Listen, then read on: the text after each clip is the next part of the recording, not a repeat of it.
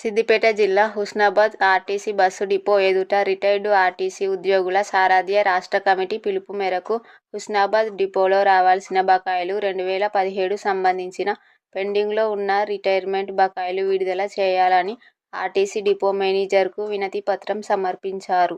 సారథ్య committee పిలుపు మేరకు 21వ తేదీ నాడు చలో బస్ భవనం ముట్టడి కార్యక్రమం కార్మికులందరూ విజయవంతం చేయాలి అని అన్నారు. ఈరోజు ఆర్టీసీ ఉద్యోగస్తుల రిటైర్మెంట్ అయిన కార్మికులకు సంబంధించిన సారథ్య కమిటీ స్టేట్ కమిటీ ఆధ్వర్యంలో హుస్నాబాద్ డిపోలో రావాల్సిన బకాయిలు 2017కు సంబంధించిన ఆర్పిఎస్ అలాగే దీనికి సంబంధించిన బకాయిలు ఏవైతే ఉన్నాయో చెల్లించాలని అన్ని డిపో యూనిట్ల డిపో మేయర్ కార్యాలయంలో లెటర్లు ఇవ్వడం జరిగింది. అంతేకాకుండా సారథ్య కమిటీ పిలుపు మేరకు 21వ తారీఖు నాడు చెల్లో బస్ భవన్ ముట్టడి కార్యక్రమం కూడా ఉంటుంది.